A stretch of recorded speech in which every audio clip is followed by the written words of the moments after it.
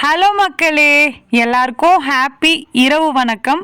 கோலம் பேசுதடி சீரீஸில் கோலம் 100 கோலம் பேசுதடி சீரீஸில் மார்கழி மதி கொஞ்சம் நாள், இன்னைக்கு டே 12. நம்ம இன்னியோட 100 கோலம் ஃபினிஷ் பண்ணியாச்சு.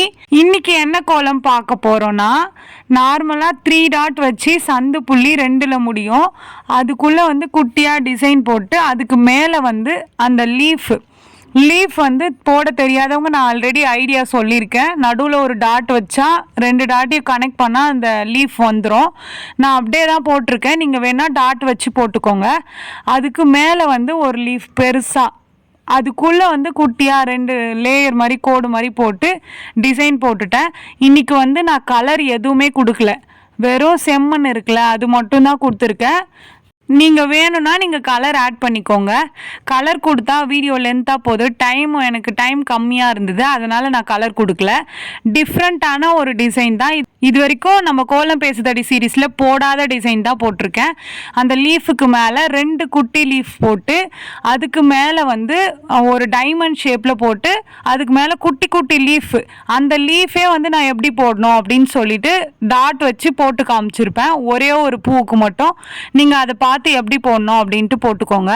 அந்த பெரிய லீஃப் போட்டோம்ல அதுக்குள்ளே ஸ்ட்ரெயிட்டாக ஒரு கோடு போட்டு மீதி கோடு எல்லாமே பெண்டு, அப்படியே பெருசு சின்னது அப்படி போட்டுட்டு அந்த கோட்டுக்கு மேலே எட்ஜஸில் டாட் வச்சு கோலமாவில் லைட்டாக ப்ரெஸ் பண்ணி விட்டுட்டேன். இந்த கோலம் ஃபுல்லாகவே நான் செம்மண் தான் யூஸ் பண்ணியிருப்பேன். ஆனால் நீங்கள் கலர் கொடுத்து போட்டிங்கன்னா இன்னுமே சூப்பராக இருக்கும், ட்ரை பண்ணி பாருங்கள்.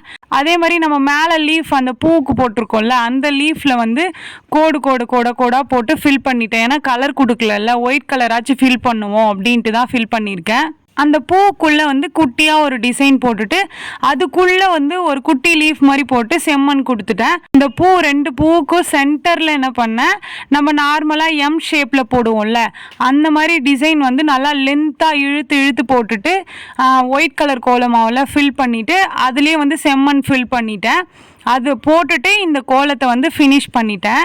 இதே மாதிரி உங்கள் வீட்டில் ஃபெஸ்டிவலுக்கு கோலம் போடணும் அப்படின்னா நான் நல்ல பேக்கேஜில் பண்ணி கொடுக்குறேன். நான் மெயில் ஐடி இந்த வீடியோவில் அட்டாச் பண்ணுறேன். அப்படி இல்லைன்னா நீங்கள் கமெண்ட்டில் சொல்லுங்கள், நான் ரிப்ளை பண்ணுறேன்.